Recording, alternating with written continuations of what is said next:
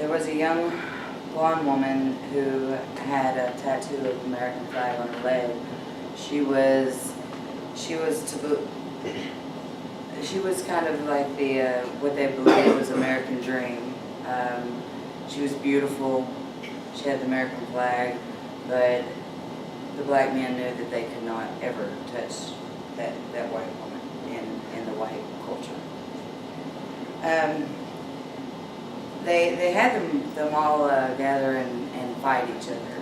All of the young black men had to fight each other. And the narrator was one of the last two, and he had to fight one of the biggest men that was there, and he couldn't understand why the man wanted to continuously fight him, and that he was proud to fight him for these white men. He couldn't understand why he wanted to do that.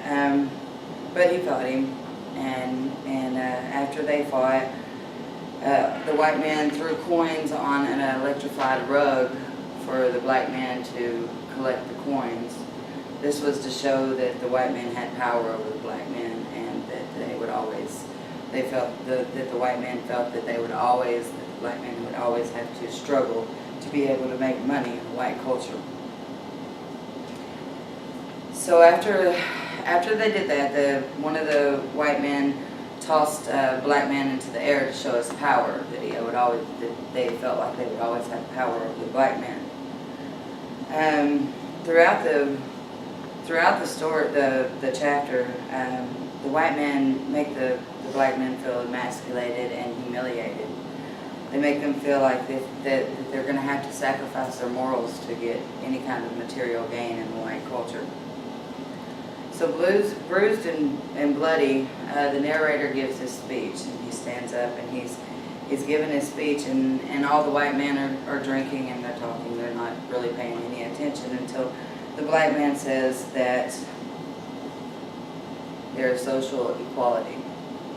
And when he says that, the white men stop and they make him retract his statement as to show their power once more, that black men would never be equal to white men. So he finished his speech and he accepted his award. He retracted his statement. He realized then that subservience would never take African Americans out of slavery. He felt that he understood what his grandpa had told him then, that he would have to be a trader and a spy to make it anywhere in the white culture.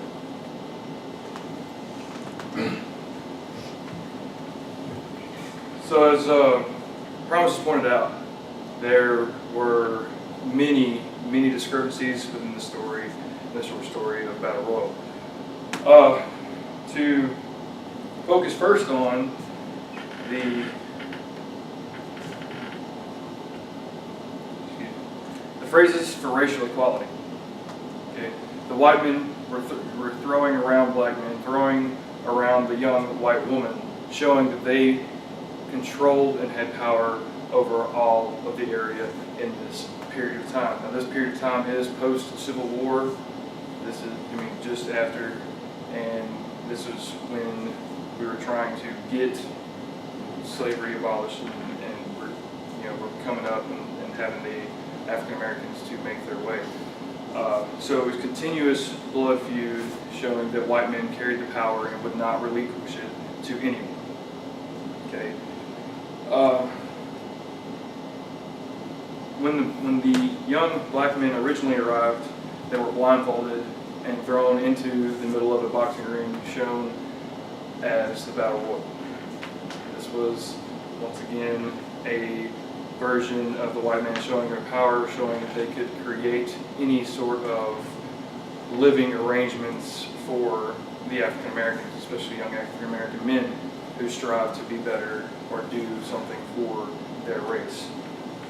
Throughout the whole story, Ralph Ellison refers to all of this as a circus, referring to the young black men as certain circus animals, the most predominant being a circus lion. Circus lion being that, as we view a lion, has very much power, very much enthusiasm, can change the tide of many things. But being that it is a circus lion, it is controlled. by one or more entities, this being the white man, the white power. Therefore, these young African American males are subjugated to brutality through the white man's power.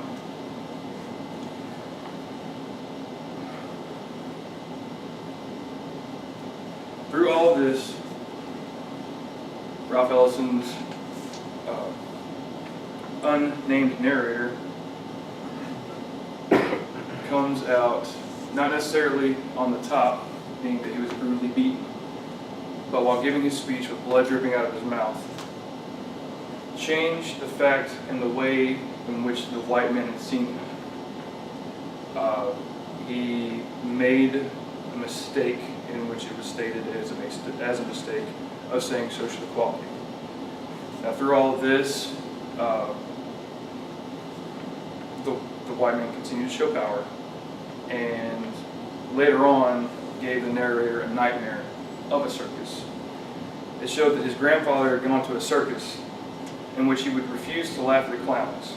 Ralph Ellison used this metaphor as a way to show that the black men were the clowns of the circus, as in they were controlled, used to put on a show, used to make and entertain the white people.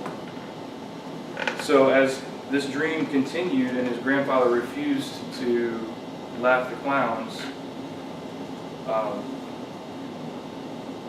the narrator, waking up from the dream, realized that for an eternity, in which it seemed like at that point in time, he would be subjugated to the power of the white man, never to fully embrace his future after he had accepted that scholarship to the American Negro College.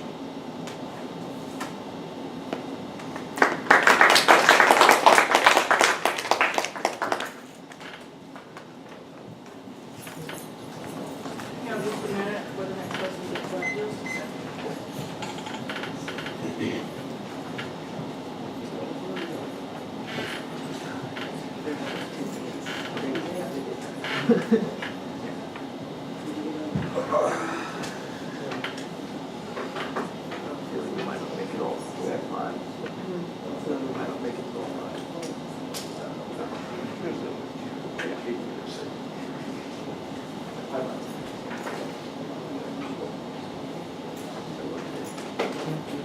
No, we can